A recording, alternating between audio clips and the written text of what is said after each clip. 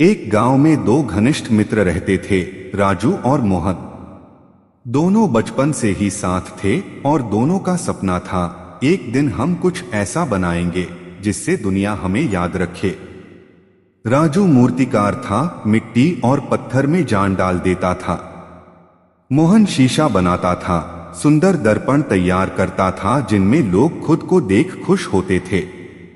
एक दिन दोनों ने तय किया कि वे शहर की राजकीय कला प्रतियोगिता में भाग लेंगे। विजेता को मिलेगा राज दरबार का कलाकार बनने का मौका। राजू ने पत्थर पर काम शुरू किया। उसने महीनों तक मेहनत की और एक सुंदर भगवान विष्णु की मूर्ति बनाई। वहीं मोहन ने बनाया एक इतना साफ और सुंदर दर्पण कि लोग उसमें खुद को देख मंत्रमुग्ध हो जाएं। दोनों को भरोसा था हम जीतेंगे। लेकिन जब प्रतियोगिता का दिन आया तो वहां बहुत सारे कलाकार थे। किसी ने चित्र बनाए, किसी ने मूर्तियां और किसी ने सुंदर सजावटें। राजू और मोहन दोनों ने अपनी कृतियां एक दूसरे को दिखाई। राजू बोला, वाह मोहन, तेरा दर्पण तो सच में जीवंत लगता है। मोहन मुस्कुराया, और तेरी मूर्ति में तो भगवान उतर आए हैं। हम दोनों जीतेंगे। लेकिन किस्मत को कुछ और मंजूर था। प्रतियोगिता के दिन जब जज आए तो सबसे पहले उन्होंने राजू की मूर्ति देखी। उन्होंने कहा, बहुत सुंदर, जीवंत, मेहनत झलकती है। राजू के चेहरे पर मुस्कान आई।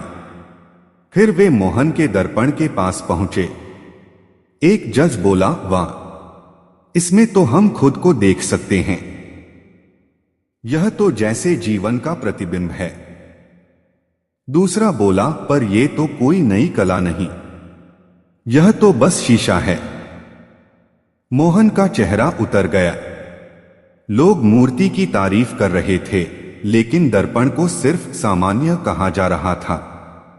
राजू ने कहा, दोस्त, चिंता मत कर, मेहनत कभी बेकार नहीं जाती।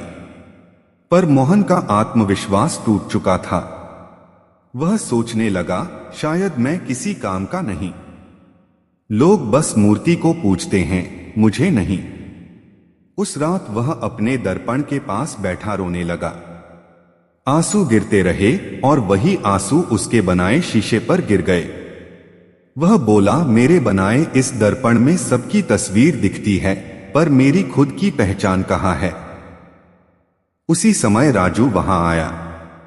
उसने कहा, मोहन, तेरा दर्पण ही सबसे बड़ा कला है, क्योंकि जो अपने अंदर झांकने की हिम्मत रखता है वही सच्चा कलाकार होता है। मोहन ने सिर झुका लिया, पर मन में फिर भी डर बना रहा, लोग क्या कहेंगे। अगली सुबह परिणाम घोषित हुए। राजू को राजकीय मूर्तिकार घोषित किया गया। मोहन का नाम सूची में कहीं नहीं था। गांव लौटते समय रास्ते में दोनों रुके। एक बुजुर्ग साधु वहां बैठे थे। उन्होंने मोहन के हाथ में दर्पण देखा और बोले, बेटा, इसे मुझे दिखाओ। साधु ने उसमें खुद को देखा, फिर मुस्कुराए और बोले, इस दर्पण में चेहरा नहीं, आत्मा दिखाई दे रही है।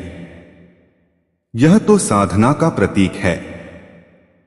मोहन बोला, मगर लोगों ने इसे साधारण कहा। साधु बोले, लोग हमेशा वही देखते हैं जो बाहर होता है, पर कला वही होती है जो भीतर दिखा दे। तेरा दर्पण आत्मा दिखाता है और यही असली जीत है। मोहन के आंसू थम गए। उसने महसूस किया कि कला का मूल्य दूसरों की राय से नहीं, अपने विश्वास से तय होता है। उसने फिर से दर्पण बनाए। अब हर दर्पण के पीछे एक पंक्ति लिखी होती थी। धीरे धीरे उसके बनाए दर्पण दूर दूर तक प्रसिद्ध हो गए। लोग कहते, यह वही मोहन है जिसने दर्पण में आत्मा दिखा दी। अगर तुम्हें खुद पर विश्वास है तो पूरी दुनिया का ना भी तुम्हारा रास्ता नहीं रोक सकता। जो अपने अंदर देखना सीख गया वह कभी हारता नहीं।